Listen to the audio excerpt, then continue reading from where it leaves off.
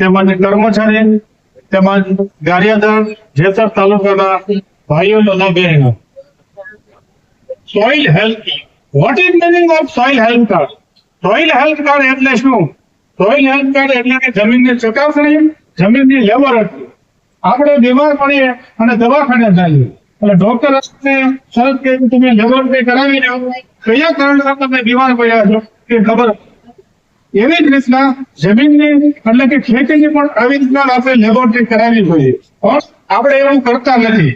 આપણે શું કરીએ છીએ કે બાજુવાળા ખેડૂતને પૂછીએ કે ભાઈ તે કેટલું ખાતર નાખ્યું, એટલે એ એમ કે 2 ગુણ ખાતર નાખ્યું પણ ઉત્પાદન કેટલું આવે છે કે 8 મણ વીઘે કપાસ છે. તો આપણે એમ કહીએ કે મેં તો 3 ગુણ નાખ્યું, તમારે તો 7 મણ જ થયો. આવું કઈ રીતના થાય છે? આપણે રાસાયણિક ખાતરનો ઉપયોગ કરીએ છીએ જેના કારણે આપણી જમીન બંજર બની ગઈ છે. તો આપણે એવું નહીં કરતા શું કરવાનું?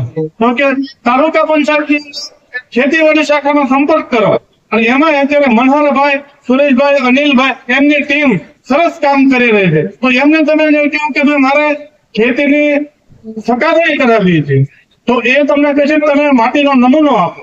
માટીનો નમૂનો આપણે આપીએ એટલે તરત જ એ લોકો પૃથ્થકરણ માટે મોકલશે અને થોડા દિવસની અંદર રિઝલ્ટ એટલે કે આપણને પત્રક આપશે જેમાં બધું લખાણ હોય છે કે તમારે કયા તત્વ ઘટે.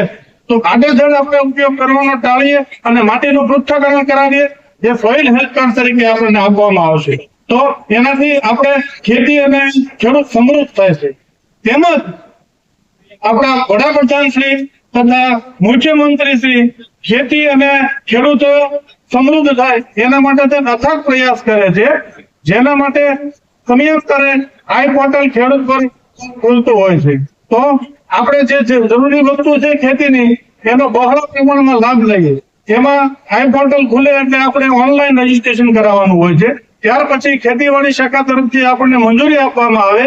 ત્યાર પછી આપણે સાધનની ખરીદી કરી અને પછી એમના પુરાવા માટે જે કઈ પ્રૂફ માંગે એ આપવાના હોય છે. તો બહોળા પ્રમાણમાં આપણે ઉપયોગ કરીએ અને આવી રીતના ખેતીવાડી શાખાનો પણ આપણે લાભ લઈ, સરકારશ્રીનો પણ લાભ લઈ અને બહોળા પ્રમાણમાં લાભ લેવા દરેકને હું ખેડૂત તરીકે દરેકને હું સલાહ આપું છું. અસ્તુ, ભારત માતા કી જય.